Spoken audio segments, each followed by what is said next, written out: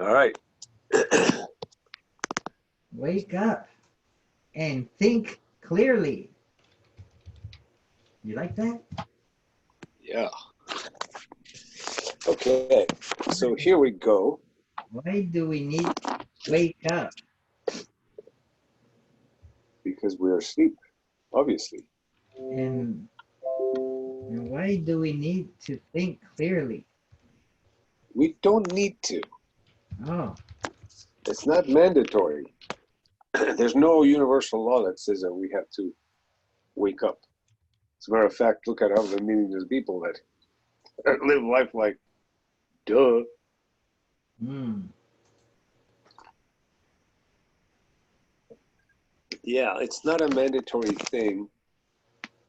Uh, it's not a necessary thing either. It's just different. It's just It's this. just different. Is it better? Different is I contend that it's better, but a lot of people, when you start talking about this, their eyes glaze over. It's like, oh my god, it's fucking boring. So I guess it's up to the individual. Hmm.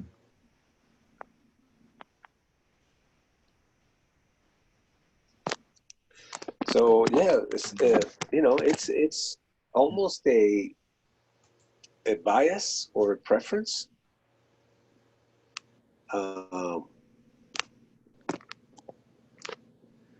it's a good question. Is it better to be enlightened or is it better to be asleep? So I would refer you to the Buddha and the Four Noble Truths.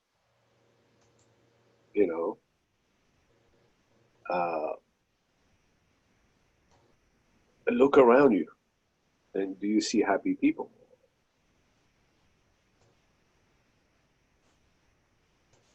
Do you see happy people out there? How does how can one tell that someone is happy? You just ask him. Oh, I'm gonna go around asking people, "Are you happy?" and see what I get.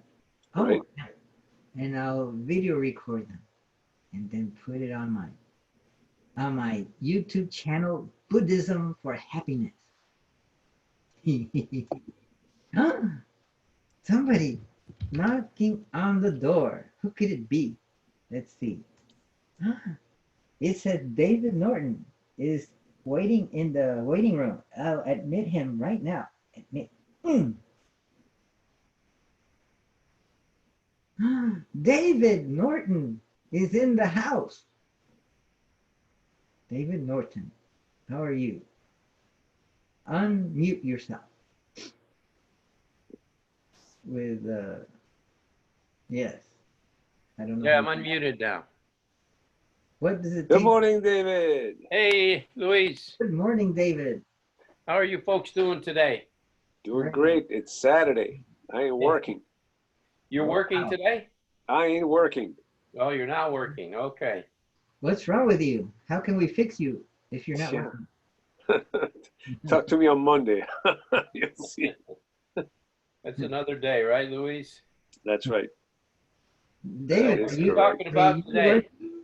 David, are you working? Yeah, I started working here this past week. Well, I've been working, for a while, but I mean, I was sick for a short time for the past two Oh, weeks. oh Oh, wow. Oh, Yeah, maybe you had the coronavirus and you didn't know it. I What could were the, have. I don't know. It was really, really got me down, whatever it was. what were the symptoms? uh, did you decide to get tested? No, I didn't go to get tested. No, I didn't do No. that. Well, Do you think it? What was it? Do you think just a regular common cold? No, I don't think so. I think it was more than that. It could have been the virus. Wow. Yeah. congratulations. I'm still on this side of the earth, right? You're still here. And do you wear a mask near your wife? Do I? No, Yeah. not in the house. I don't know. No, but so she's immune, or she got it too. One of the two. She hasn't come down with any kind of symptoms yet at all. Oh, So but couldn't she get it from you? Like from just good, talking yeah. like that? Absolutely. You're doing better. Absolutely. There, you just sent some vapor, some particles at her. Online. Right. To us. Now we're sick. Mhm. So the topic of today is What is it? wake up and think clearly. Is Yeah, I that wish that were possible. That'd be great. Tell me how to do that. Yeah, I well, know. yeah. I what? just like the saying that right is right and wrong is wrong, you know? You mean that it's not possible for you to wake up? Well, Or first of all, we have to define Yeah, that's the two terms. Waking up, look up a what do you Greek mean? dictionary. We need to define what it is to wake up. And number two, what it is to think clearly. Oh, and, once we define that, we could say, wait a minute, we have to invert the terms. Think clearly and wake up. Because can you wake up without thinking clearly? That's the question of the day. Let me ask And you guys, what do you think of this thing, the word's called cancel culture? cancel culture, I haven't heard that expression. You've never heard that? No, cancel, like cancellation? Yeah, like canceling somebody out. Like somebody's got a question and, well, just recently, what is it? Goya, you heard about the thing with Goya, right? No. You didn't hear about the president of the United States had the president of Goya over at the Oh, I White heard House this that. past week. And the thing is, he came out supporting Donald Trump. So the thing is, the cancel culture go online and try to get him removed from his office because the thing is, he supported Trump. That's what's called the cancel culture. I see. Where So they if you don't agree with me, I don't talk to you. You're out of my life. Oh, That's right. he's knocking on the door. So the thing is, you see, like that happens a lot with anybody that's like a Republican or whatever. Yeah. They want to cancel their views. They do it on the Oh. internet by taking them down from Hello. YouTube, from Google, and all those other different things. It's called cancel culture, where there's not a discussion. Yeah. So we don't discuss. If I don't agree with you, you don't agree with me. We just cancel each other. So there's no human interaction. There is no discussion. There's no conversation. Consider the following. Let me try to explain it from my point of view. Now I'm going to listen to yours. And that's absolutely well. Thank you for this is a new term for me. I just don't watch the news much. And when I get online, I don't. I'm not in the regular media. See what I mean? So these expressions, they don't get to me. But that's what's happening today. People just don't talk. They just don't. They don't agree to disagree. In a sense, if we don't agree, we don't even talk. You're out of my life. I don't buy your chewing gum. Rami, welcome. Our favorite Katene. Katene. Unmute him. Let's see what. Katene. Tell him to unmute himself. So cancel culture is precisely the complete opposite of what we do here. Here we get together, we talk about stuff, we agree on some, we disagree on others, we discuss different perspectives, different ideas. Is this good? Is this bad? If you look at it from this point of view or that point of view. So what we do here is inclusion. Well, what would be the opposite of cancel? Well, booking, discuss, I guess, you know? booking, the booking, we were booking instead of canceling. Yeah. So it would be at least inclusion or building culture, creative culture. Yeah, it could be. And, Rami. you know, I see that I work a lot, David. Rami, Rami too. Welcome. Morning, Rami. Good morning, Rami. Hello, Louis. How you doing? Very, very well. How are you, my sir? Oh, doing very well. It's Saturday. I'm not working. I'm here with my Rami. friends. We are creating the anti-cancel culture, David, through a concept, a new term at us called the cancel culture. And I was immediately, it's like, cancel culture? What's that? Did I miss the memo? So, but you know, cancel culture is what is happening lately in society more and more. Either people get along and it becomes a cult. You know, I see that a lot online. Oh my gosh, this was beautiful. You know, somebody puts a selfie, or they talk about something, whatever it is, and all the comments, instead of building on it or somehow, you know, trying to discuss about it or question, it's like, oh, this was beautiful, and you have the little unicorns and everything is, oh yeah, or I hate you, you're an ass, you know, this or that and the other. So there's no in between, no discussion here. It's either I like it or I dislike it.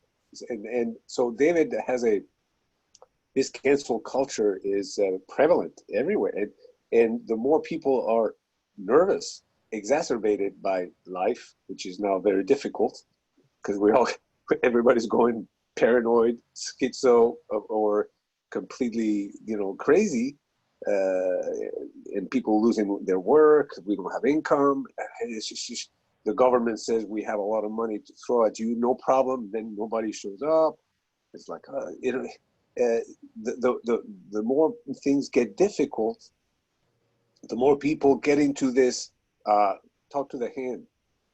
Talk to the hand. Sorry, no, I don't. You know, I don't agree with you. So that's a very good point there. And I like this Zoom getting together on Saturday because truly it allows me to express ideas, talk, think. You know, perspectivize. I was telling David right before you got in that I see that I work. I see a lot of people, the naysayers, the finger pointers, but nobody does anything. It's like, dude, okay, It's a way of voting, of putting down a public figure. Like it's usually aimed at public figures, or in this case, recent case with Goya, I guess the CEO or whatever of that company, because he's in favor of Trump. Then the Latinos who are probably mostly against Trump, they say, oh no, we can't have that. So we gotta boycott Goya. They make a lot of food for Latinos. It feels like we don't live in a democracy now. So although there are two parties, both parties are extremists. So it's like a dictatorship of the party. Either you're in or you're completely out. There's no, that's it. You're not in my country. And so and I see it, you know, the little that I see of the news, if I listen to the news on the radio or something, if I catch something, it's always about criticism, not about discussion. It's criticism and finger pointing, but never about, well, I would do this or I propose that. Not about policies or agendas or. There's no construction. There's no creativity. Everything is about destruction of the other side. I don't think so. I think you're wrong with that. I think there's two different ideologies there. How can you be wrong with Luis? We're going to cancel your culture. You're out, David. I think it's a war of two different cultures, to be honest with you. I don't think it's a thing of, you know, like I'm totally right and you're totally wrong. I think it's two different ideologies that have come together that, represent two different things. I think that, that there is a lot of discussion on the right side of this. I think there's very little discussion on the left side because that there is where people are just imposing their values, like defund the police. That there is a cancel culture project of the left. They want to cancel a lot of things out, but I don't think the right really goes along with that. But the thing is, they're unable to take and even discuss these issues. And that was one of the points, I think, with the CEO from Goya this past week. They're a growing company. It's a Hispanic company. A guy, as a matter of fact, I don't know if you've seen, but he's from Spain as well, like yourself. That's a bad thing. I don't know. He migrated here and became a citizen and became, that's me. That's my right. That's President my story. of a very large corporation. Well, I didn't get there. Probably I don't want to either. American dream. Rami, were you going to say something? Rami, we can't hear you. Rami, we can't hear you. Oh, I'm sorry. Can you hear me better now? A little bit better. Can you bring your microphone closer to your mouth? Because the volume level is still lower than everybody else's. I have to operate through my phone because Oh, okay. a headset, the tip of it broke off into the computer. That's why you see me through one screen, but you hear me through my name. Oh. 5 points in short order are there is the idea of teaching the controversy. Okay, meaning the goal is not to arrive at a conclusion or an objective, or to necessarily have a goal outside of the idea of taking the other down. Because in a way, America is set up to be a warring nation and a change maker across the world. And what are the ends? Well, the ends quite often aren't even known, probably by the mass of the nation. All right, point two. The idea. What was point one? I'm sorry? What was point one again? We live in a warring nation. Teach the controversy. Okay? Yeah, I know what you mean. Okay. They talk about the controversy instead of fixing. Yeah. That other Goya is the painter. Well, he was a sketch artist and a painter. And during the time of Napoleon entering into Spain, he did a series of pictures. Yes. Describing war. And I have had, this guy's given me nightmares. Yeah, right? Because he was communicating, and he communicated it quite well. So sometimes the only experience of power that people have is that of the conqueror. So the conqueror defines what power it becomes. And then you get into thinking in your own mind, well, I've got a little bit of power. It's time to conquer now. That's point two. Point three. I have to admit, listening to you guys and holding these points in my head, very difficult to do. I'll have to let the other three bubble up as we go along. That's enough.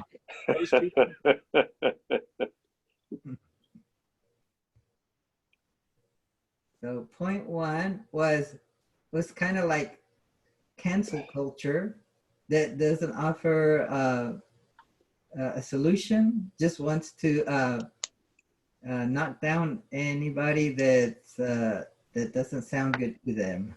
Exclude. And point two was, I forget. What was point two? Teaching the controversy. Oh. Power as a psychologically disruptive force. Yeah. Oh. Well, let me ask you guys a question then, okay, here. Part of our natural law is that, whatever anybody says or does or whatever, it comes out of the mouth and, into the world.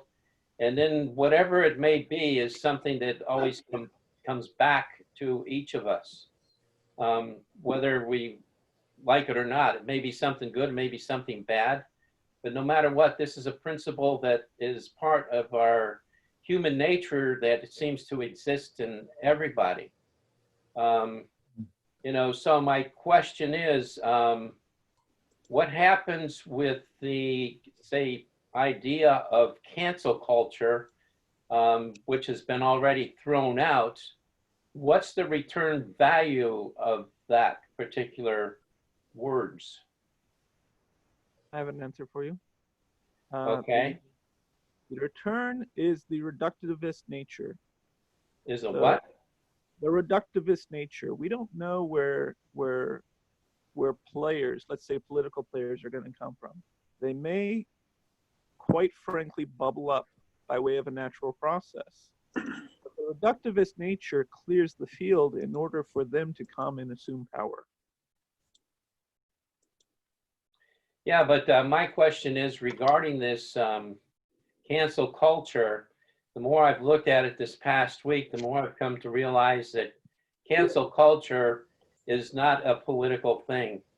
It's more of a personal thing, an individual thing in people's lives where, you know, as children, you know, like as little children, you know, we go to our mom and dad and we want them to play with us or do something, but they're so busy that they don't have time.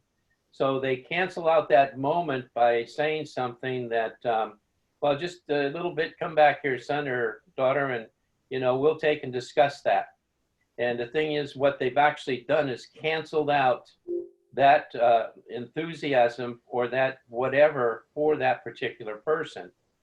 And even in my own situation, I couldn't help but find that last night while, I don't know, I was watching something on the TV and my wife comes to me and she starts talking to me about some dog somewhere and wearing a dress or something. And myself, I could give a rat's ass about that dog and that thing. But the thing is, at the same time, what I did is I canceled her out in my own way by not listening to her. So I believe that this cancel culture is not just a thing of a political nature, but also a thing of personal nature that it happens in everybody's life. And it's just a matter of sometimes if it doesn't involve us, we are not pulled into it at all. But if it's pulled into a political group, in this situation here, we're talking about the I call the technocrats, the people of the internet that are involved with making social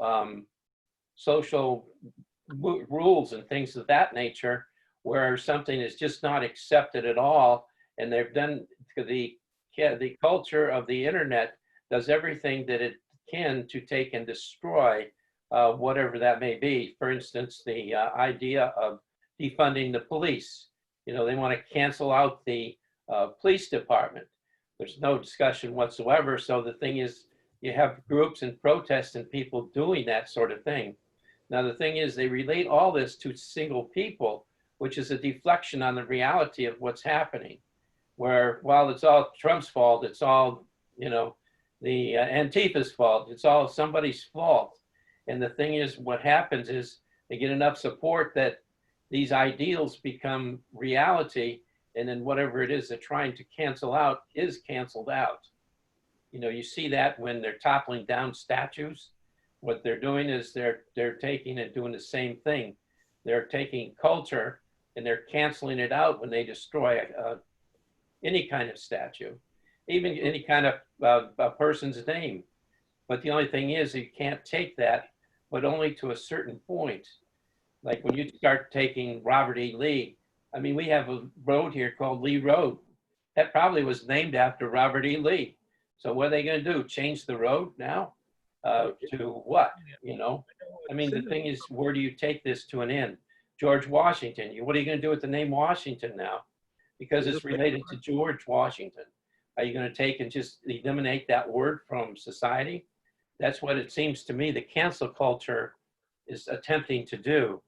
But the thing is, the cancel culture is very much ingrained into the individuality of every single person on this earth.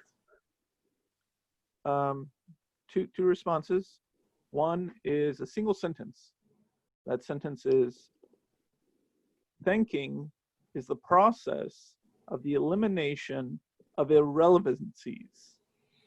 Thinking is the process of irrelevancies. Irrelevancies according to whom? Michael Foucault, he was a French philosopher. He studied power, okay? You can go and study the introduction on Foucault, last name spelled Foucault,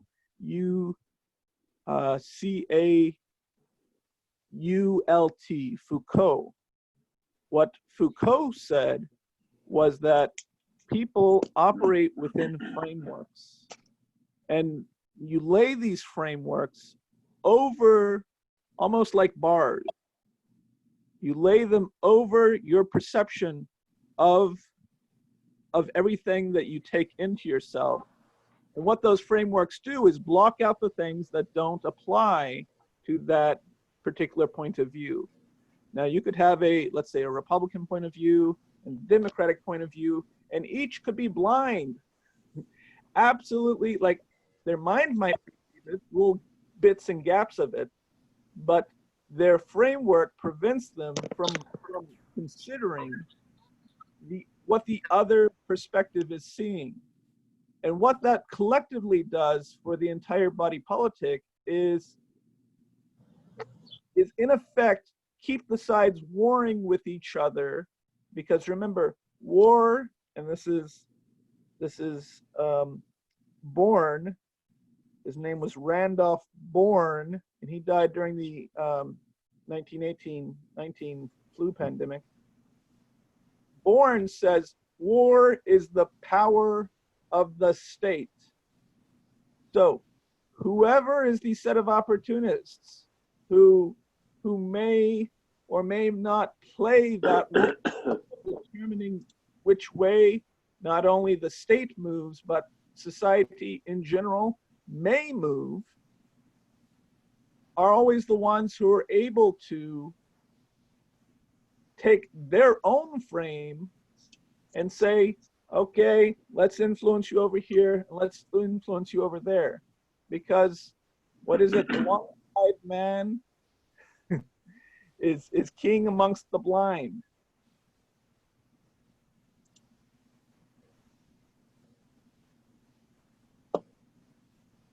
Well, I'm not quite sure how to answer it, either of you.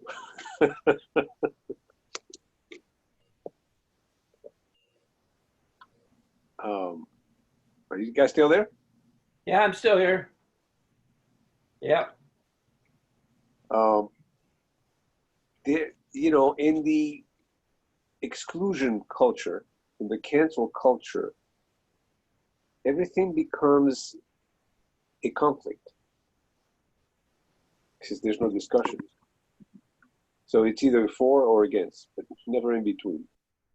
And that's a very big problem. I avoid that as much as I can.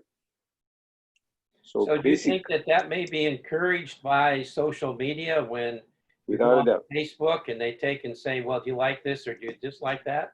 Yeah. Where at every decision that you're making, you're actually canceling out the opposite. Right. The media, and I'm talking about TV, radio, programs, everybody has like an agenda. And and typically because the media has to make money. So it's a business. They make it a business to influence people or get things out of people. So everything has an agenda. There is no, like this conversation right here that we have between us, it's not going to bring us anything other than pure satisfaction, intellectual satisfaction, or pleasure of communicating with other human beings without being excluded or included. This is not about, well, you're in or you're out. This is like, okay, let's talk. In the media, if you look at it, and this includes everybody, Facebook, LinkedIn, Twitter, and everybody else, and let's not even talk about the media in general, the networks, the cable the channels, et cetera, et cetera. Everybody's out to make a buck out of their medium. And that means that somebody's going to win and somebody's going to lose. There is no creativity. There is no humanism. It's all about what am I going to get out of this, and that's why things get so polarized. Everything tends to polarize us. The media, instead of, for example, I mean, I'm just going to give an example how they talk about the coronavirus and the pandemic. If you look at it with a critical eye, you see that they're making a show out of it. They are teaching controversy, like Rami just said. There's just, 55 more people died. So they're not talking about the science. They're not talking about solutions. They're not talking about what are we going to do, manage the situation. No, they're talking about, and whose fault is it?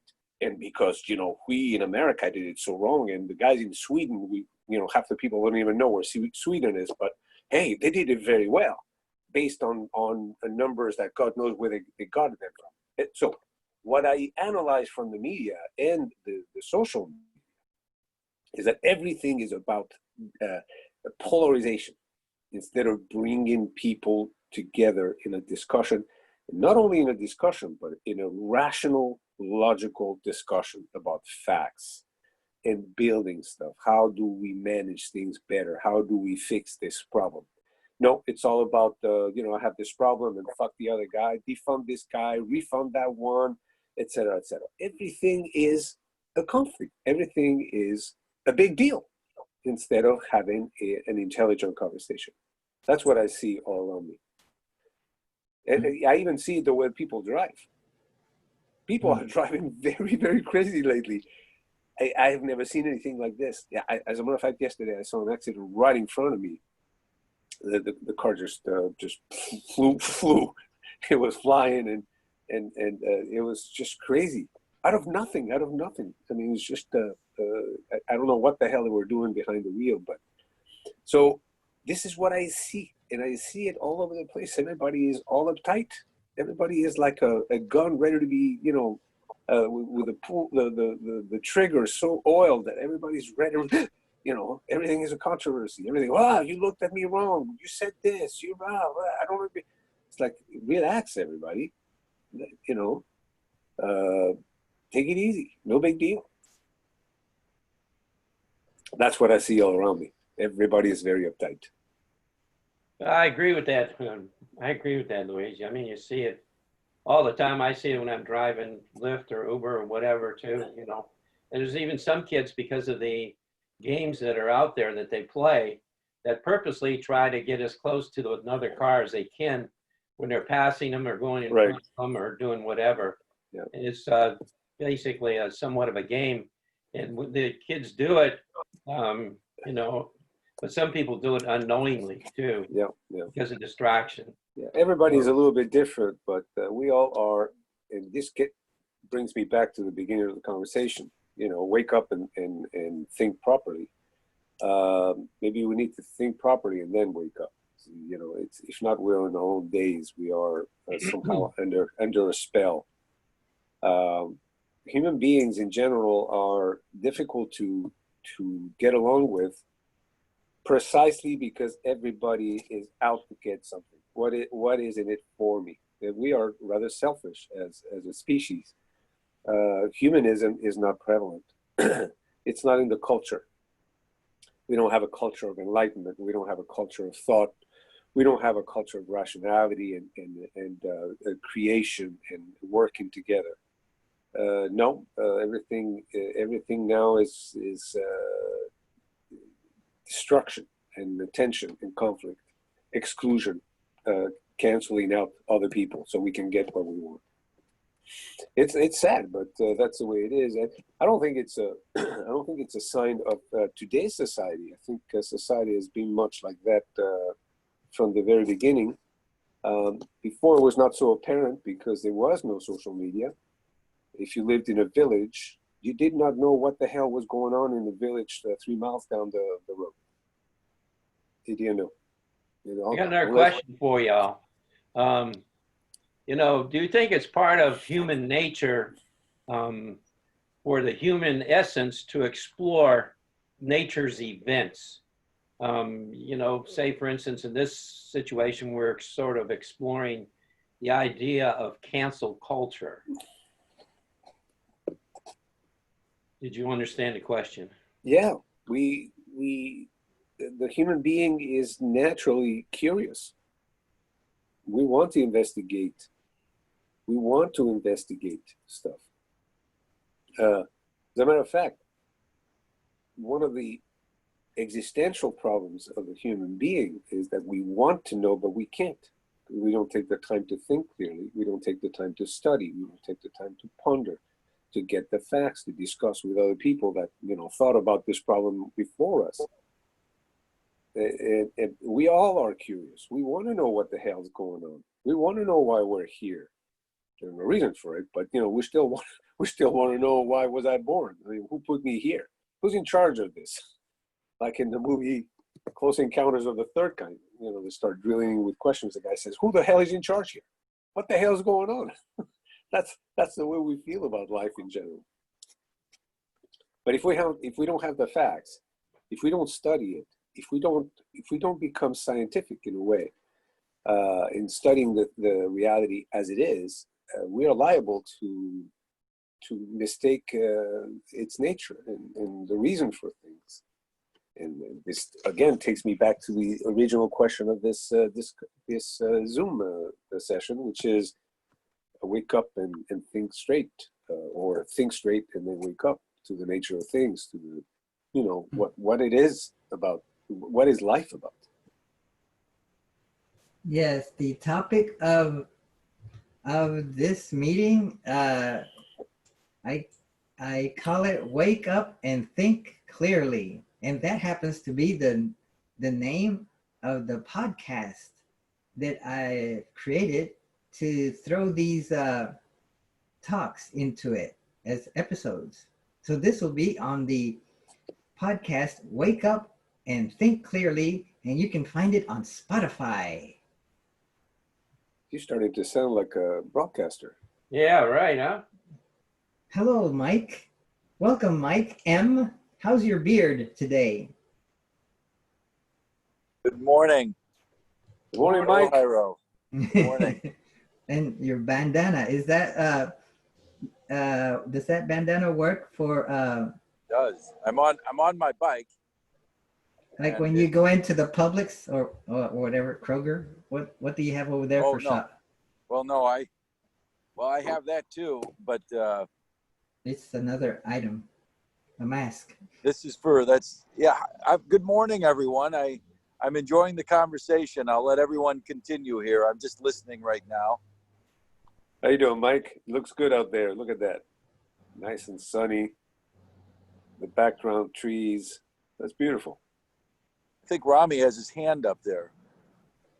It's actually No, that's my me. phone, which I'm using as my microphone and speaker. Very good.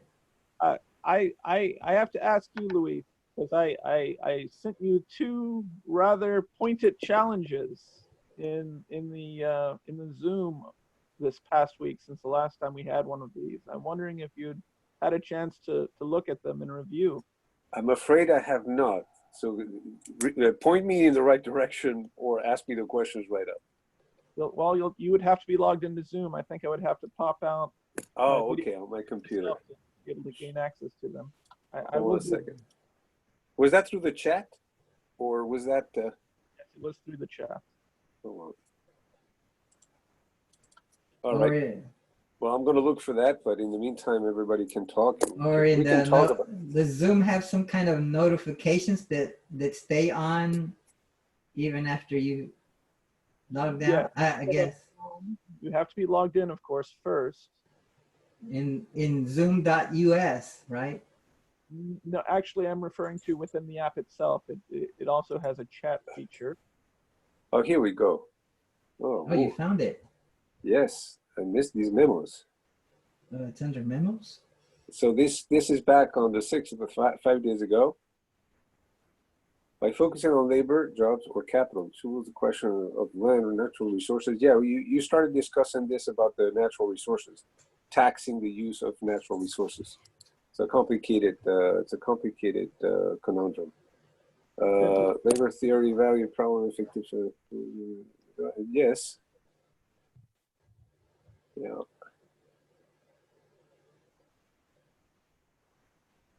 Yes.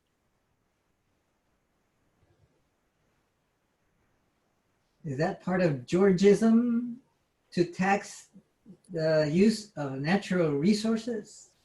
Georgia's single tax is what it's anachronistic term, or consider anachronistic term at this point, because land is too small a word to describe.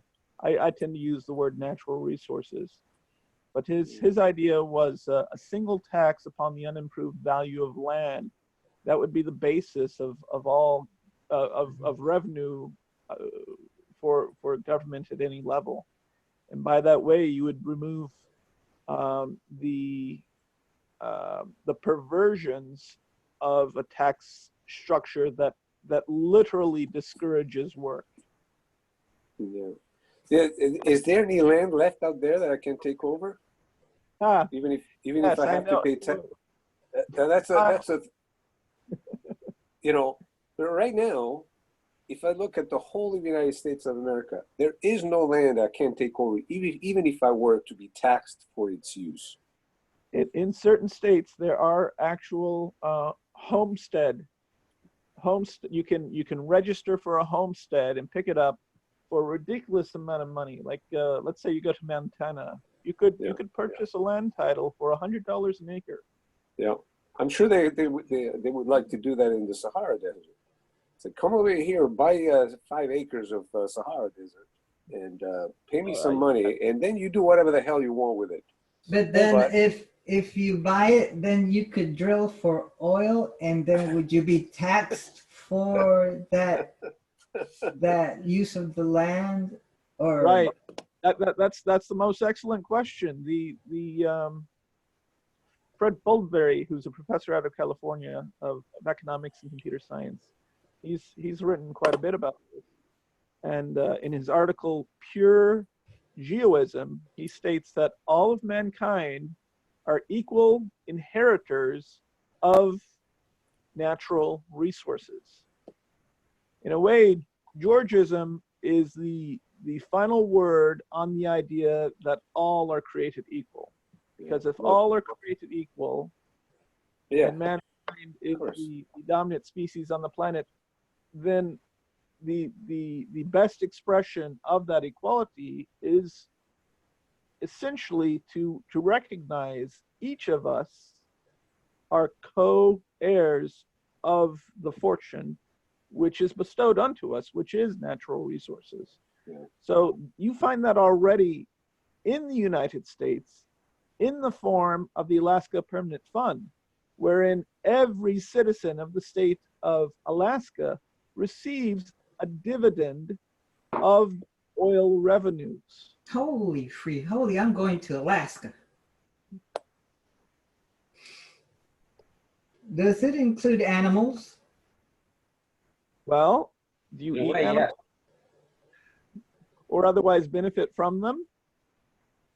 Yeah, people can take and hunt in Alaska whatever meat that they want, pretty much, and then they can take and harvest the meat and then take and have it feed their family basically throughout the whole year. No, what I mean is, does it include animals as equal and be allowed to receive the benefits of the natural resources? Well, in India, dolphins have been ruled people. So within the territorial waters of India and in the freshwater dolphins, I don't know if any go up into their river systems, but like they do in Brazil. But dolphins have the same rights as people in that state. So in that case, they would, I suppose, be considered having all the same rights as people, whatever the people of that state happen to have. There's only one thing wrong with this whole thing, though, that I see, and that's that the idea of everybody being born with equal rights. That, to me, I don't see as anything that's very true at all. It is true. It is true until they hit you with a baseball bat in the back of the head. Well, or they shoot you, or they take your land, and they, it's just like it's never been. Theoretically, it is true. We're all equal, and we all have the same rights. but in practice, it's never been like that. But we should be guaranteed the same rights Well, in a government that Theoretically, we are. Theoretically, that we are. is what? Just? But it's a theory. It's just like, you know, with this pandemic, they said, hey, we're going to whip out $3 trillion out there. And half the people around us haven't seen any you know, a single dollar. Of the 54 signers of the Declaration of Independence, all but a dozen of them were slaveholders. Yeah. We still have not Wow. worked out yet, not in this nation and not in this world, whether or not other human beings can be considered a natural resource. Which is what Every slaves time you do were? business, every time you do business, any kind of business, any transaction, you hire somebody, they work for you and you pay them. They are a resource to you. So in theory, we are all equal, you know, we are, you know, human beings. But in practice, there's always an interchange, and we are a resource to each other. The labor is the resource, right? Not they themselves, right? Well, but you know, how do you separate the man from the activity? With clocking in and clocking out. Yeah. So this theoretical, and I agree that we are all equal, but that's the way I look at everybody. As a matter of fact, including the dolphins. So we are all equal. You know, nobody owns anything or anybody theoretically, but in practice. I want to hear why David doesn't agree. Yes. Me? Yes. Well, I don't agree with that at all, because the thing is, you know, the only thing that is equal are the atoms that are composed, that compose every single one of us. Is the only thing that's sort of equal is the same resources that create each individual. And once these atoms are put together and people are created through their parents or through the environment, whatever it is that they're born into, automatically the person starts to take on the characteristics and the environment of its exposure. So the thing is, no two people when they come out the womb are ever equal or even can have any kind of equal rights. The only thing is that, as I discussed earlier here, that is an equality among people is the fact that whatever they put out through their mouth, through their mind, through their substance, it will come back and be measured back to them in the idea of their possessions, how they get along with other people, and things of this nature. But the thing is, as far as being a right, it's something that can be legislated. It is something that is attempted, but it's an impossible thing to ever do. And to have legislated even the freedom to take in free speech is great.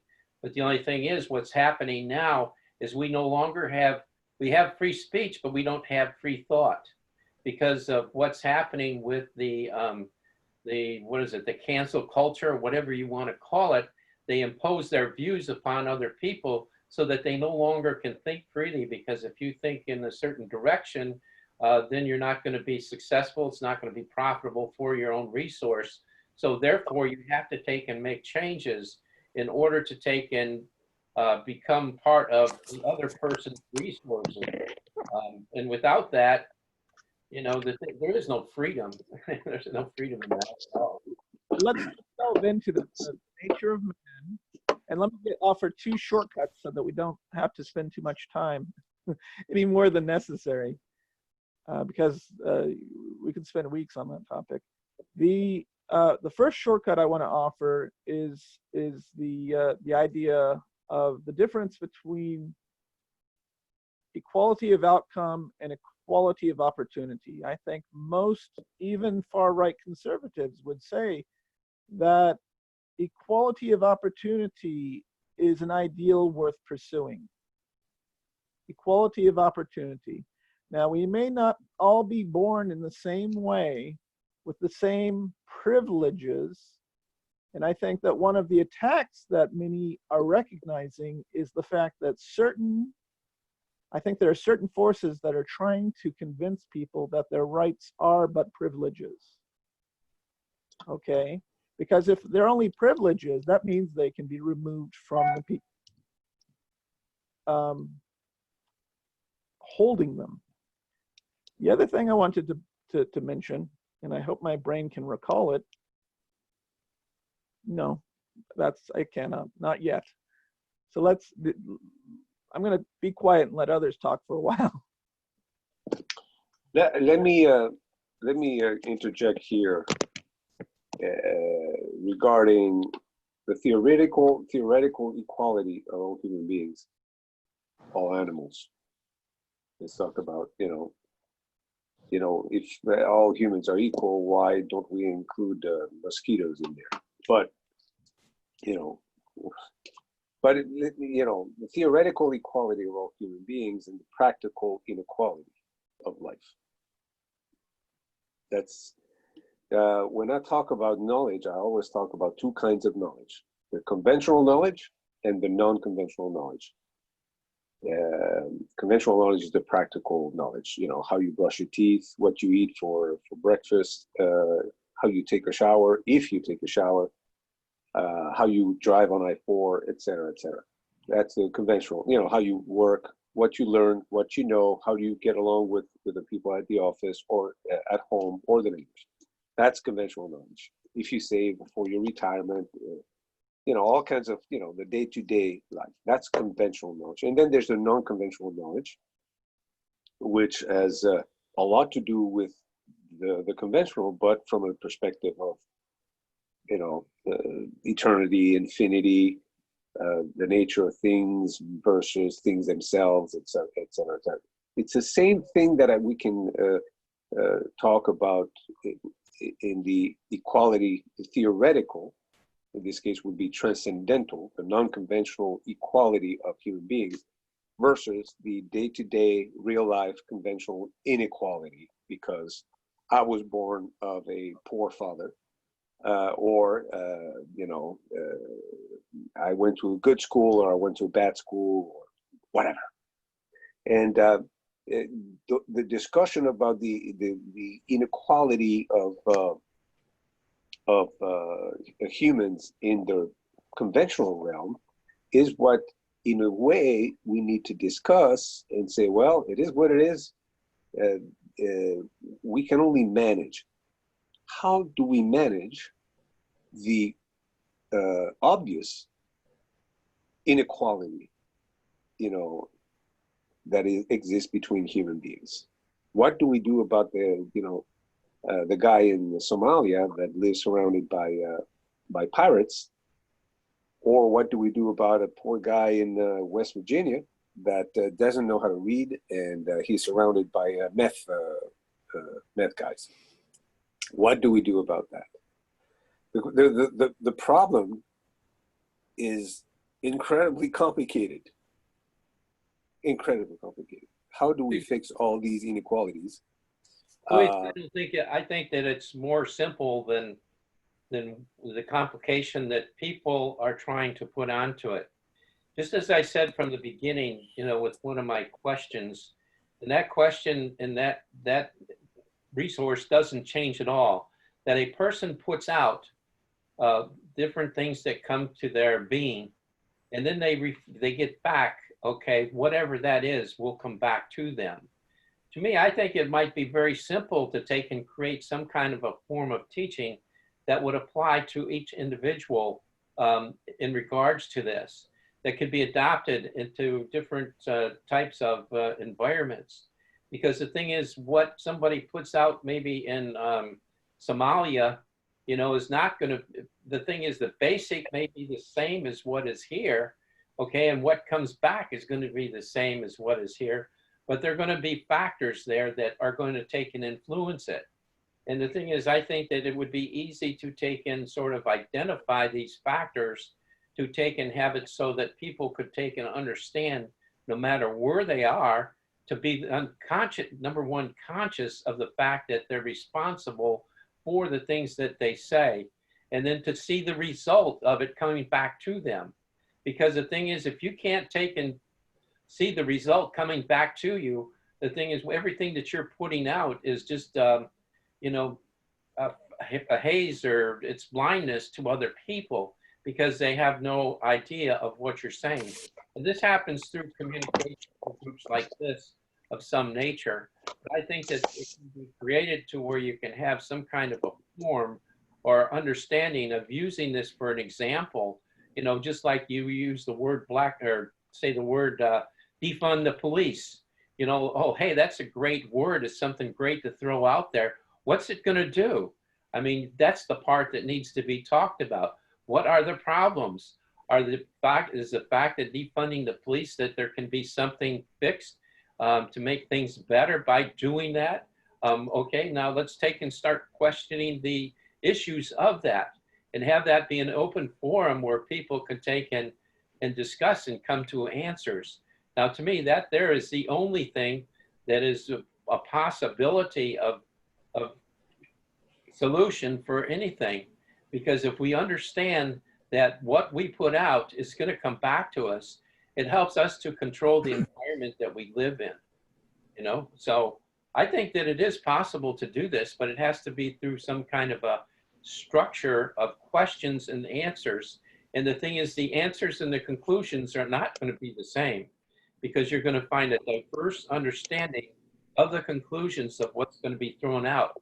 What may apply to one person will not apply to another person. And the thing is, this will also show people that we're all different too. And that's just sometimes the thing that everybody forgets, is that each person is an individual person, and they have been groomed, you might say, by the environment of their exposure in life. So therefore, if you can take and just grasp a hold of what is in your realm, you know, what is of your essence, and see that essence coming back to you, okay, it can help a person to make, you know, proper decisions and ask proper questions too, because a lot of the questionings that we ask is only to support our own arrogance, our own ideals in a way that is very unbeneficial. But yet on the other hand, it still fits into the fact that what we put out comes back to us. If we're doing it just for our own ends and to meet our own ends, then that reward is going to be only for that too.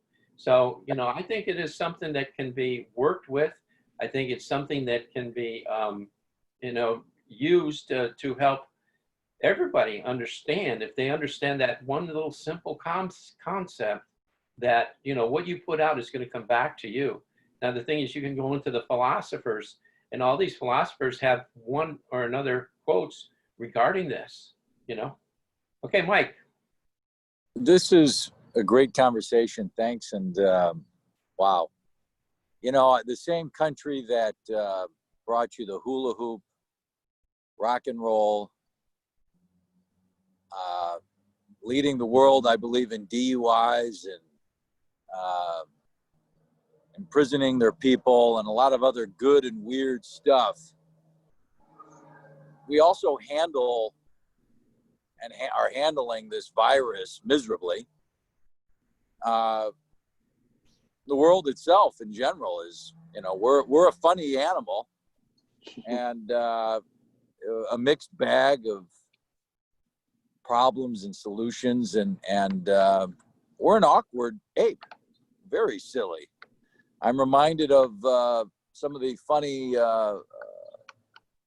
television shows years ago when everybody would get a kick out of a chimpanzee when they dressed it up in clothing. We're pretty lucky to have gotten this far.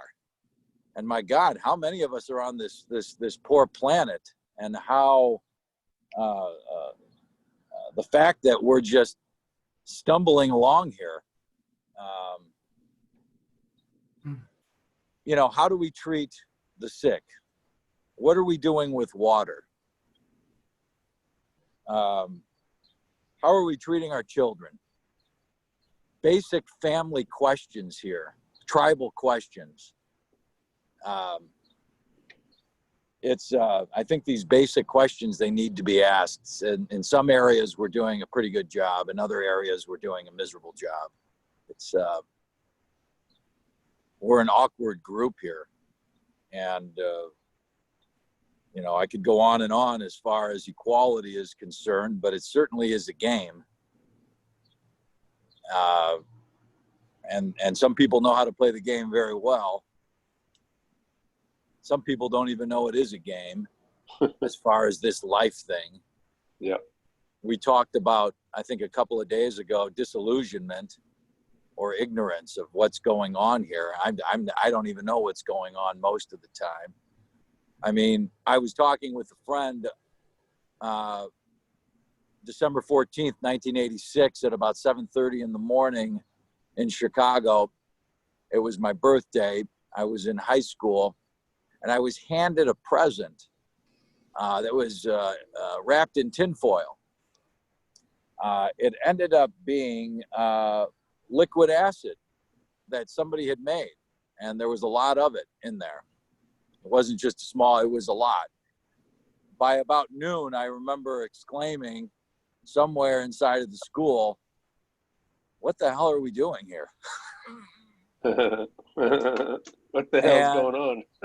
but no, it wasn't that kind of question. It was, what are we doing right here? I mean, we should be doing something else, right? Because this is making no sense.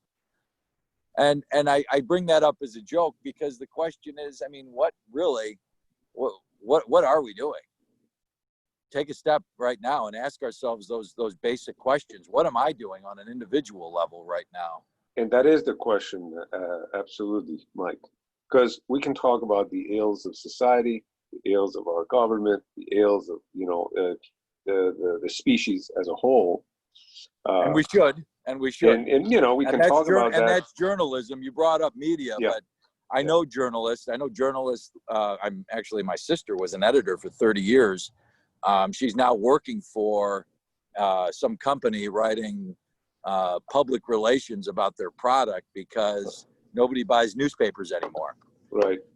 And so here's a student, a journalist that was looking for the truth.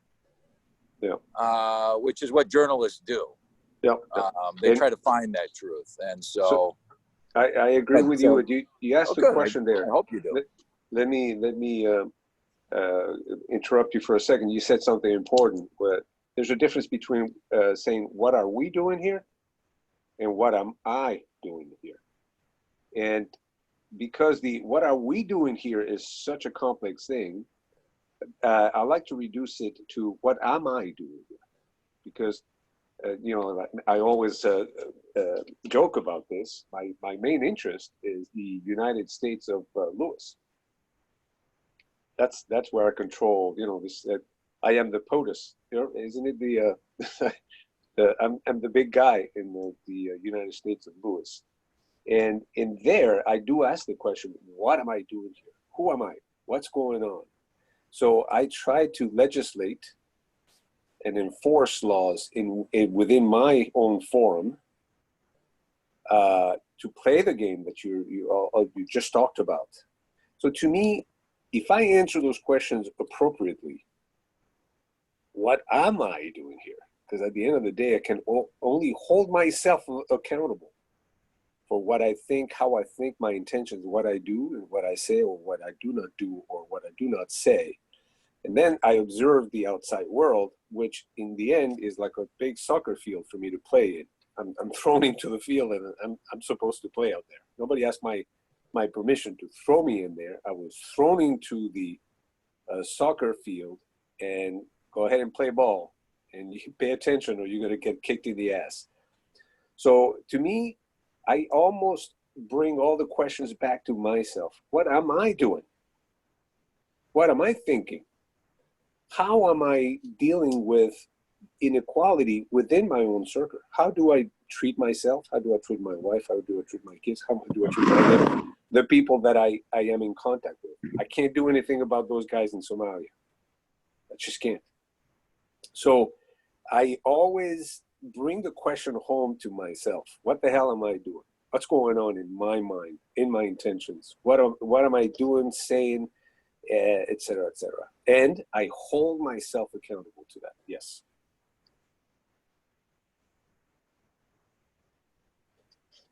I'm done interrupting.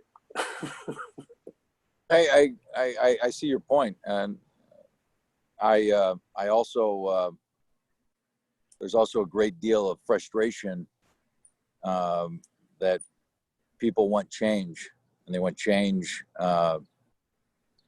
Those questions that I was asking. What are we doing with our water? What are we doing in terms of equality? You know, these areas. I mean, this is essentially our political system, movements, cultural movements, social movements that that are trying to create change in what they believe is this constant evolution of equality. And so I agree with you wholeheartedly that it begins within. So I know, Mike, what I'm doing with water. I take short showers. When I'm soaping up, I turn the water off. When I'm brushing my teeth, I turn the water off. I don't water the lawn. So I manage water as if it was a precious resource. I do the same with electrical. I turn the lights off when I leave the room. I don't like to have the AC too cold because it's, first of all, I don't like it, but second, it's I'm using energy that otherwise, should not be used. I don't like big cars. I don't like using gas.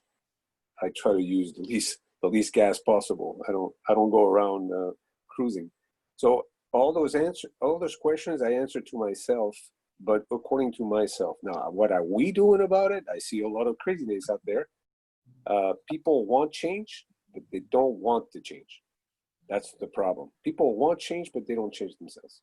And that's the impossibility, because we are funny animals. We are stupid monkeys.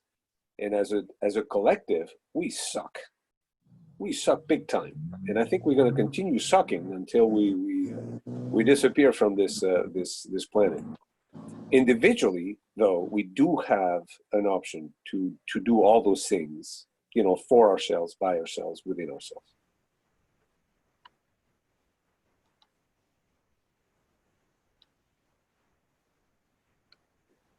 Is everybody going? Still here. Okay. Well, guys, it's 8:20. I have a list of to-dos that I need to take care of. My ending remark for this Zoom meeting would be that to wake up and think properly, Clearly. is to first think clearly and then wake up to the necessity of the change being individual. The governments are not going to fix this. The collective is not going to fix this. This is going to happen one little mind at a time. And I would say I say that to myself every day. And I would say that to anyone that's asking the question, what the hell is going on here? What are we doing? I would say, ask the question in the first person. What am I doing?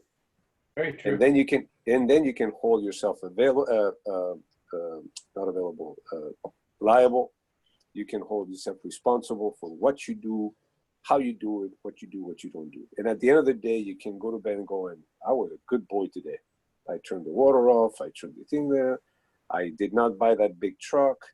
I ate better. I took care of my body. I took care of my mind. I got along with my wife. I paid attention when she asked a question about the stupid dog, etc., etc. It's me. And it's not selfish me. It's selfless me, because when you ask the question, you're holding yourself accountable to your actions with regard to yourself and the rest of the community, the planet, the universe as a whole. I agree with you. However, during a conversation like we're having, a discussion, it's a little bit more exciting and artistic to ask, well, what are we doing? And to reflect upon, I see what you're saying in terms of some sort of internal journey and responsibility. However, artists and discussions and groups like this and other, we do ask quite often, especially in schools, well, what are we doing? And let's reflect upon that. Yeah. I mean, that's you essentially, if we don't ask what are we doing, you know, that's fundamental in education. That's what we do when we learn. We ask, well, what are we doing? It's very interesting, Louis. At the same time, I see what you're saying in terms of having that. It's there are both can exist amongst one another. Yeah. You understand? Yeah, I do. But an artist asks, what are we doing? What is life? What is this? It's a great question to ask. Yeah. I used to ask that, and then I asked that of myself, and then I started changing that. And now I feel very good, no matter what everybody else is doing. I feel good within my skin. Good. Because I answer the question, what am I doing? What am I thinking? What well, are my I'm not intentions? saying you can't. I, you know, but I feel as if because I asked that question, what are we doing? It turned into, I feel as if I'm being schooled a little bit. No, not at all. Okay, well, it's coming off that way. No, but I'm sorry. It's not it that. is. It's not like that. Okay, because it is. The problem you that spoke right.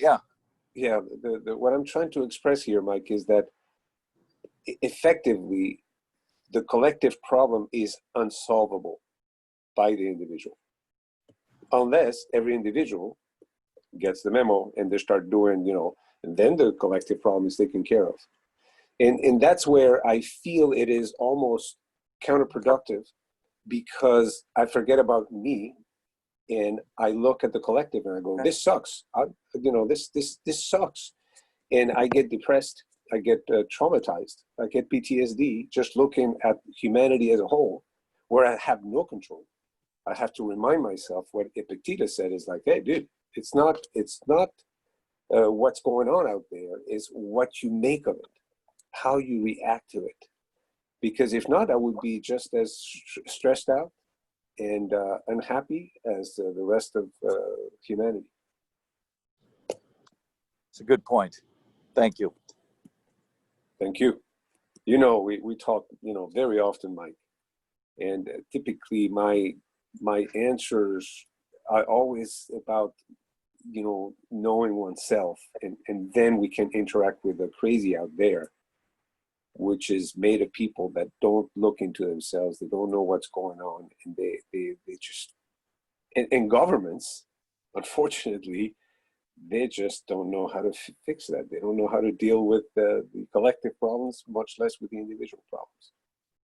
So I see you're saying that in terms of some sort of conclusion here, because we're ending this, and in terms of helping one another or expressing that's your being able to express that's something that would be helpful in terms of our struggle with this question of what are we doing. Yeah, my answer to the existential problem of humanity is answer the question for yourself first. And then you will see that the question is unsolvable at the collective level. But once you fix your own issues, when you can answer, what am I doing here? What is the meaning of my life? Then at least you fixed your own realm of existence. And you are able to then understand how fucked up it is out there. It's like, okay, now I understand why it's so fucked up. I see your point. Thank you. That's a good point, Luis. First the individual has to come to mind and understand the individual before you can be a part of a collective. Otherwise, the collective becomes you. Yes. Yes, it's like being in a storm. I always make this comparison.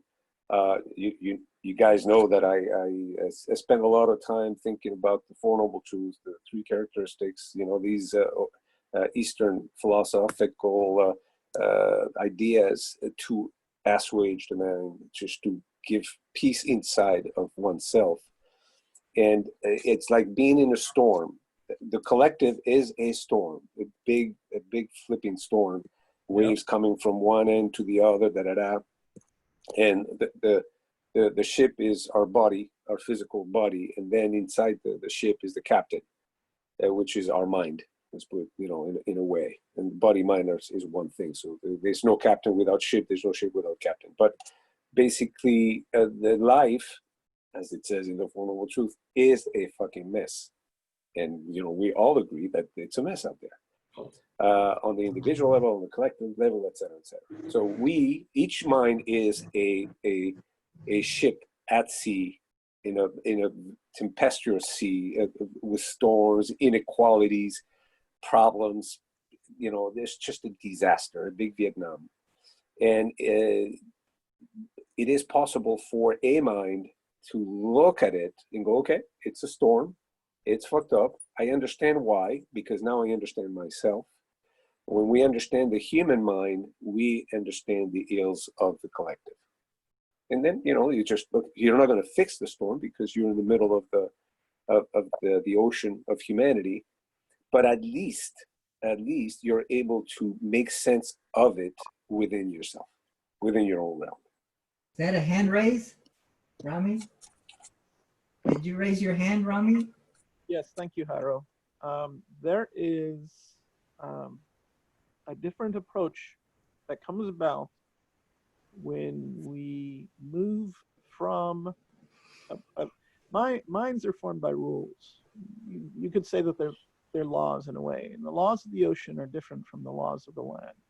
In the laws of the ocean, you obey the captain, because if everyone doesn't pull their weight, there comes a time where the ship can come into danger.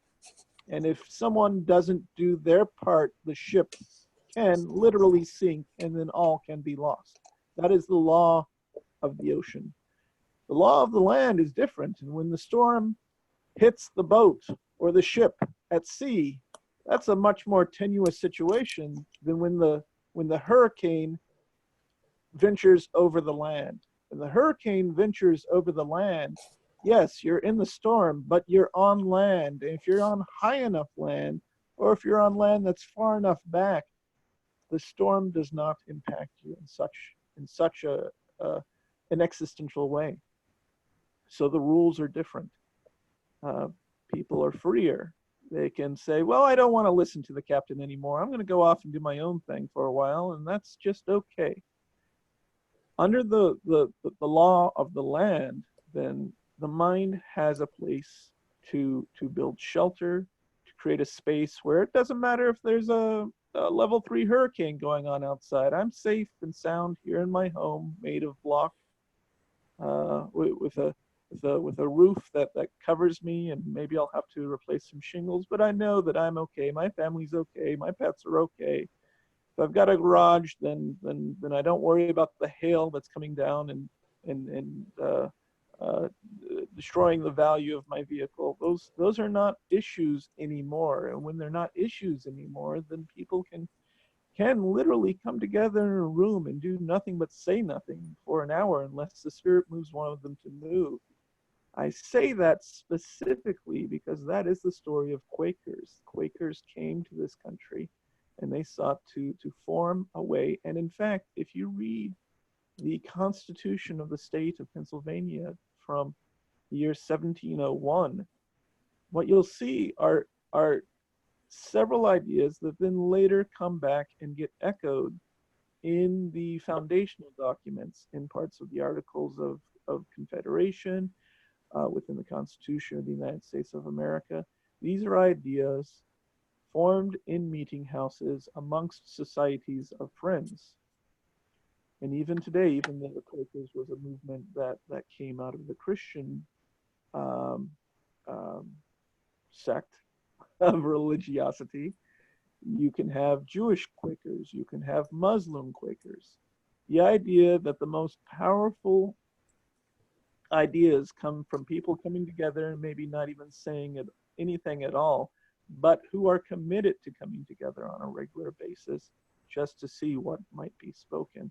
We are Quakers. Let's make this a Quaker meeting. We are Quakers. Every Saturday morning. We're too boisterous, if I must be honest. We talk too much to be Quakers, I think. Oh, But I've let's be attended quiet. the Orlando Quaker Meeting House, and the most amazing thing about that is they've actually incorporated a piano in their Quaker house. So you know what they do after their hour of sitting together in a room where hardly anyone ever speaks?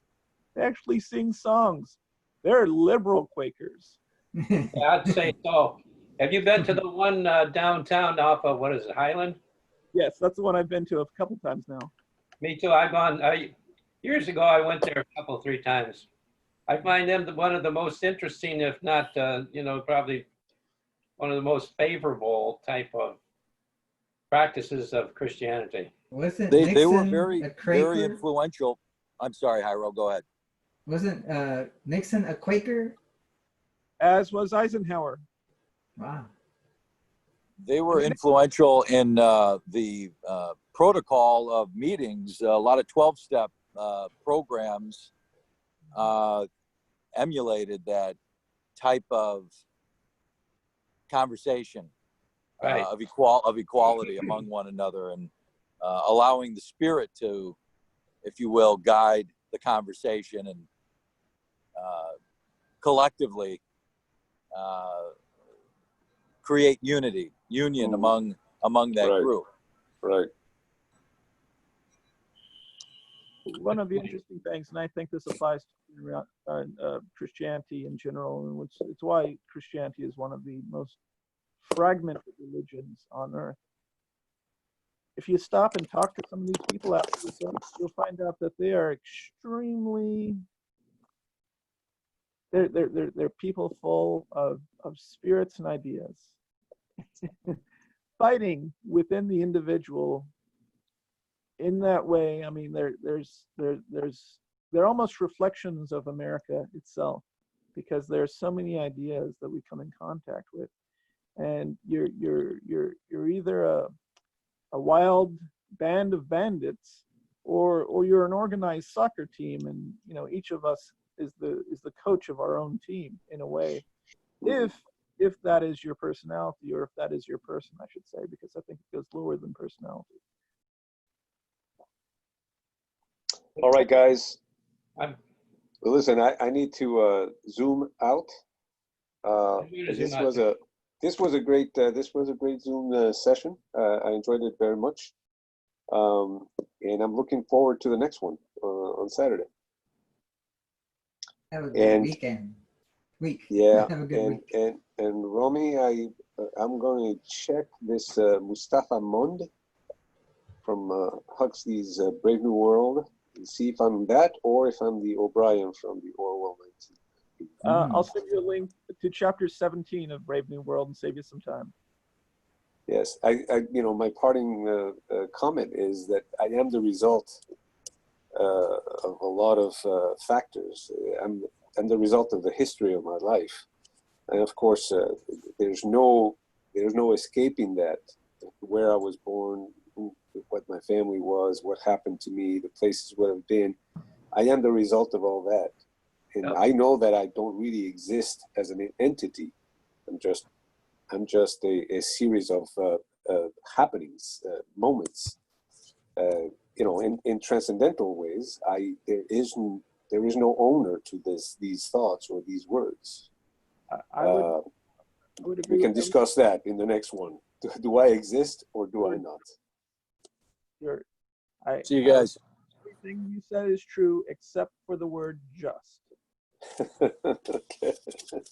We are All right. Listen. Have a good it's day. always a Thank you too, Mike. See you guys. Okay, take Mike. care. Enjoy the sun out there. Yeah. Thank you, Mike. Thanks, guys. All right, guys. We'll see you next Saturday. Okay. Anybody want to hang around a little longer? Iro, I got a question for you. Okay. How you putting this stuff up on the platform? I haven't put up the last one, but I'm because I went to edit it out a little bit, increase the volume level, and with using Audacity, and get it to sound good, and maybe get rid of some talk that wasn't necessary, and then put it in a podcast, just the audio. I think I do have the video also. I could put that in in YouTube, perhaps, and in Facebook.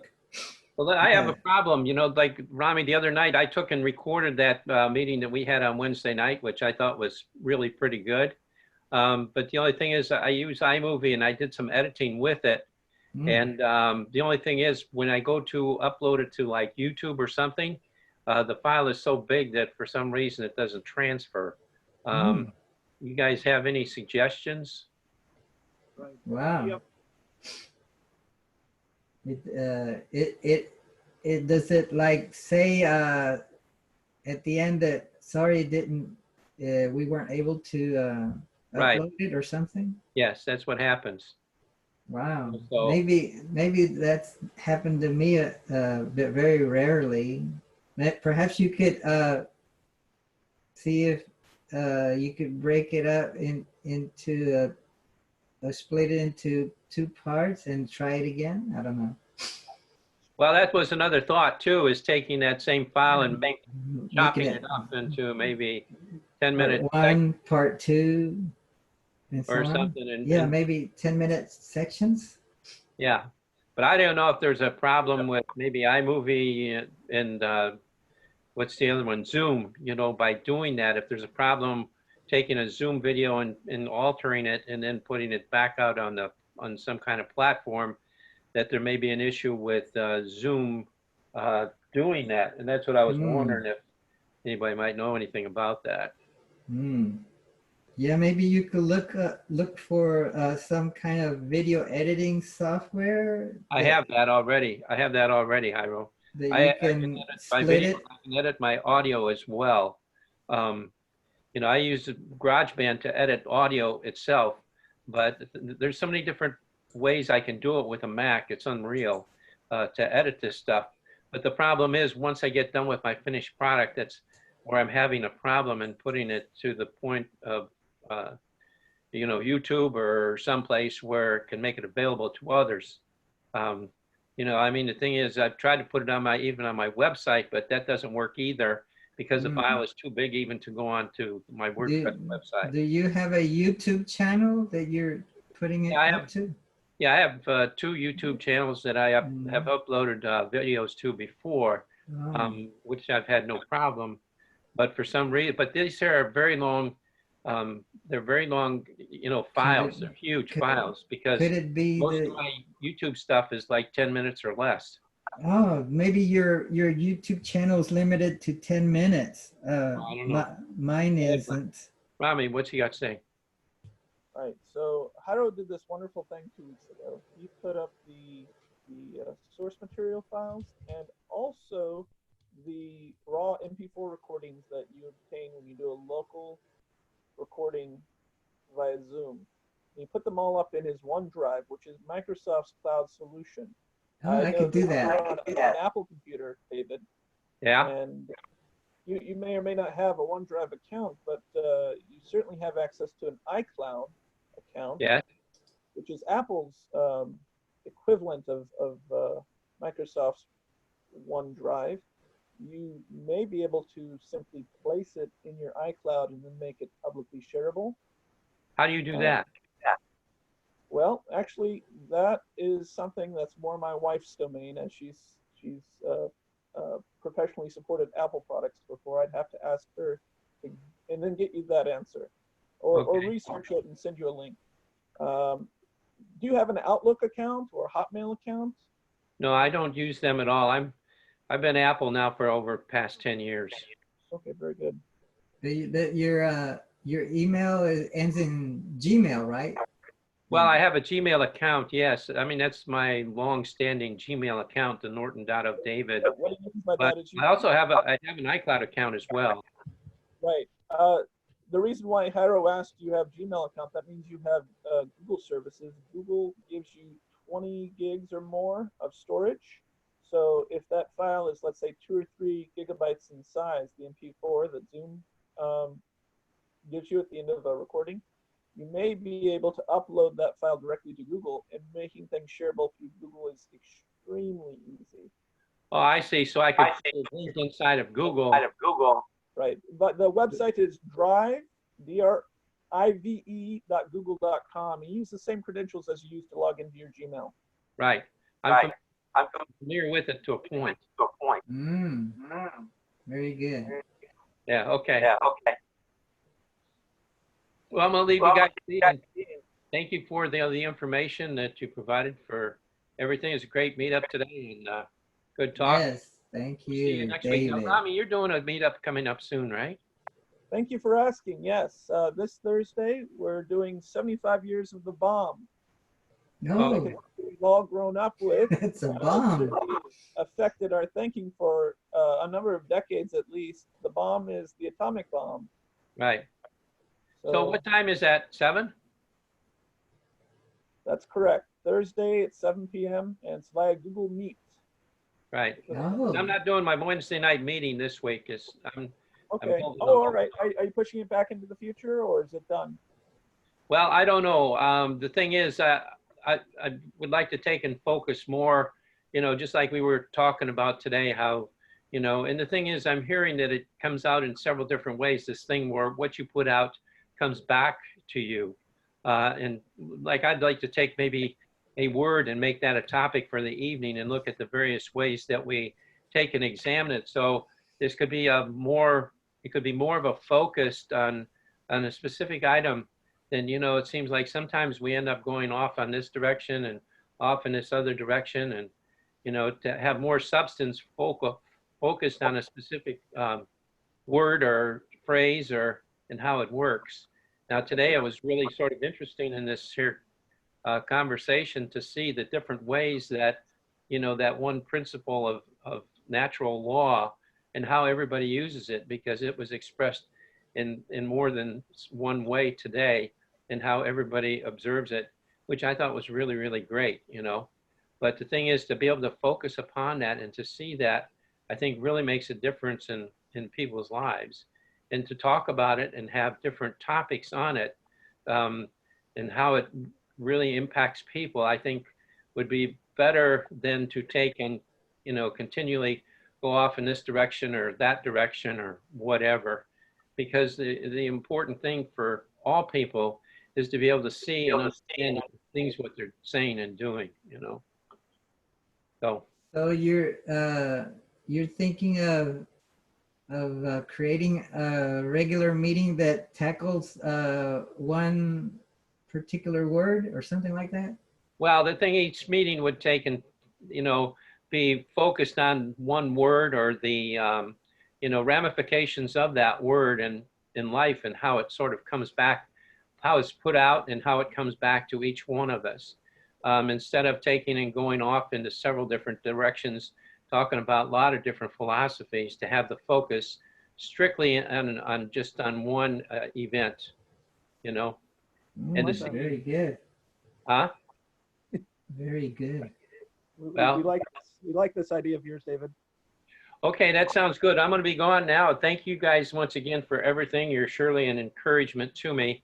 And if you can help me to take and learn how to put this up, I'd sure appreciate it. Okay? Yeah. With your editing software, whatever you use, you could try splitting it in 10-minute or less chunks, and try loading it up to your YouTube channel with something saying that this is part 1 in the title, like blah blah blah part 1, blah blah blah part 2 for each.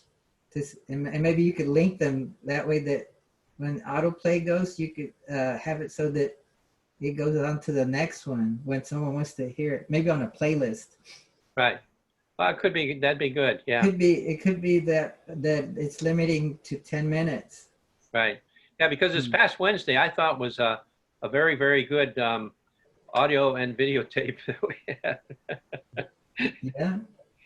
Especially with Mike there.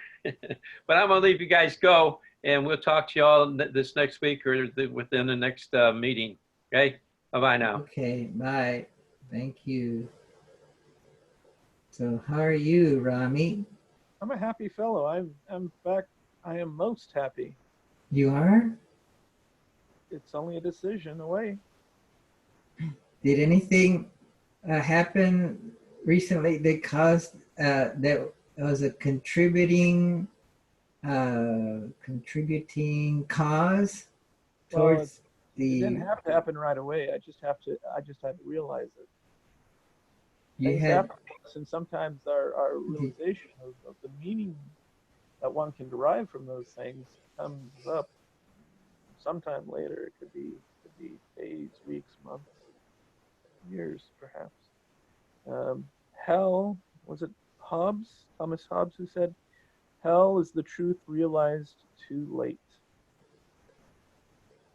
so something or several contributing causes happened a long time ago or weeks ago or months or years ago and up till now it has produced a state of happiness or you I've realized that it could. plenty of cause to have happiness for many, many, many years. Tom Papa, the comedian and also social commentator, he speaks live from here. He gives reports around the nation on what used to be Pray Home Companion. It's now called Live from Here. Uh, What's his name? Tom Papa, Tom, last name Papa, Papa, Papa. Tom Oh, it's Papa not said, Garrison Keeler. yeah, well, Keeler retired some years ago, and it's now taken over by another fellow. The show is now called Live from Here. It's in the same time slot from 6 to 8 p.m. on Saturdays on our local WMFE affiliate. But Tom Papa, in one of his comedy uh, presentations, because he's also professionally a comedian, he says, "If you're married, you've won." And I mean, look at this. I've got a wife, I've got kids, I've got dogs, I've got shelter, I've got clean water, I've got access to food, I've got a vehicle that can drive, that I can haul this family around within. I've got folks like you, Jairo, and all the rest who I can interact with, have conversations with. I've got extended family. Both my parents are still alive. I even have a living a grandmother within driving distance. I mean, everything. This could all be taken away. For instance, Wow. was it? It was sometime when I was in college. I played the game Risk once. Have you ever played Risk? Yes. Okay, so I play. I haven't played the original Risk that was based on Europe. I played Risk 2050, which is based on the globe, and the world is separated into regions that are nothing like the existing states today, but it is all the land on the earth in some other kind of futuristic setup of made up borders. And at the beginning of Risk 2020, you roll the die,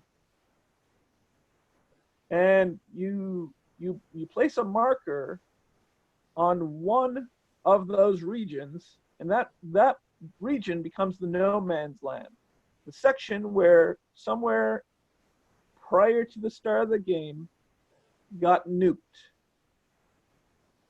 And we did that at the start of this game, the one time I've ever played Risk, specifically Risk 2050. And that section was the Southeast United States, including Florida. So all these causes for happiness, including you and I, Jairo, you could interpret that as being a sign and a reminder that all this can go away, because my grandmother can die. I've already had 3 other grandparents be lost. I could lose my father, who I love and adore and respect greatly. My mother's living with us until her end of life, and God knows when that'll occur. I could lose my wife, I could lose my children, I could lose my car, I could lose my home, I could lose my dogs. All this can be taken away in an instant. You could lose your phone. That would be horrible. I actually enjoy losing my phone because my phone steals attention. I have an extra phone so I can call my lost phone, but it's usually left uncharged. So. Gmail is great for that because you can make phone Oh, calls through Gmail itself because oh, it's got wow. a Hangouts module. Yes. Amazing. Um, so who? Oh, what was his name? He was, I think, 2 generations after Lao Tzu. This fellow who his name literally means no mind. No mind was his name from the original language. Wow. He said, apart from your name and your body, who are you? What are you?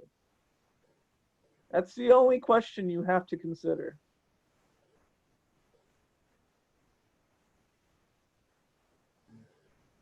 Mm. And is there a chance that one can find one's true self by asking that question? Like you could do a process of elimination, like I am my body, and you could cross it out. No, that's not what I am. I am my career. No, I am my family. No, and go on the list. I am my brain. No, I am my mind. Maybe I'm getting warm. You can get more, actually. You can get more.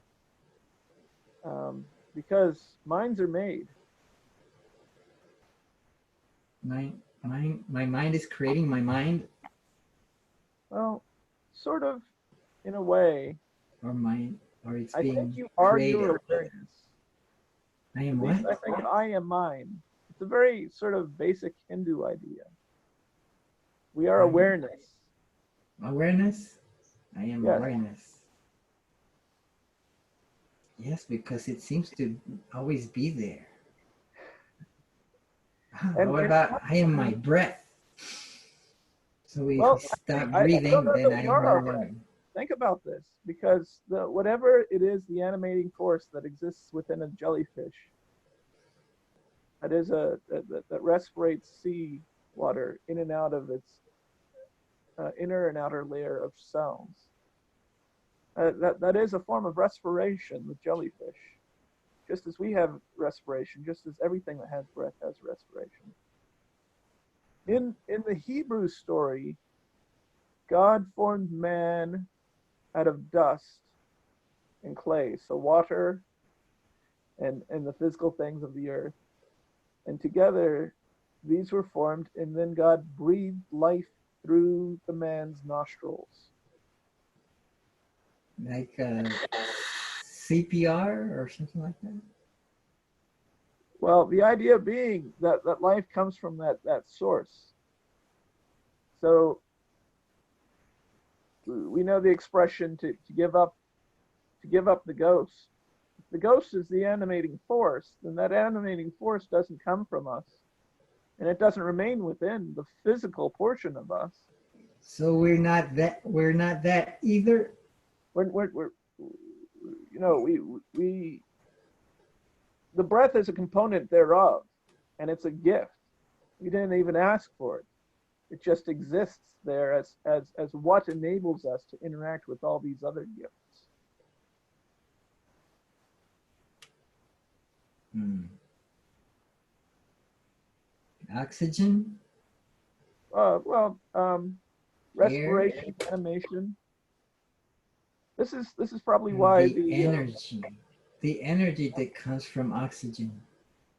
well, I think this could be, one might be able to make a study. I'm using a Judaic framework here, but you could make a study of the African, or actually these religions have popped up throughout the world. It's probably popular throughout the Americas as well for a while. But the idea of animism. When you say energy, we could be referring to animism, the idea of everything having life, even stones. They have drilled down to the deepest diamond mines in South Africa, and then done a study on a piece of granite that are the lowest that we've ever like dug and put people into. And then in that stone, there have been found, because there's water often running through that, in that stone with that water, they have found life, biology within those stones, living stones, literal. The stone They is the substrate of, and the water is the means. But in that place, in that deepest place where man has ever gone, there have been discovered microscopic life forms. That is life. That is part of the gift of what we experience every day, the miracle of everyday nature. they Every found a day. bacteria kind of life, or they found a fossil of a life. No, actual living colonies of of microscopic creatures down there. And to the depths of the ocean in 1960 or 61, when Challenger Deep went down to the very lowest part of the ocean that we've ever been, they found creatures crawling there too. Mm. Well, I will meditate Quaker-like on that, or I will Well, make that a contemplation, a very good. meditation. I won't pollute your mind with my own meditations on some of that, but rather cut this short and say good morning. Good morning. Thank you for being in my life. Until next time, my friend. Have a good week. I hope to put this up soon. I will finalize this meeting. Is adjourned because we have woke and we have thought clearly. Thank you. Bye.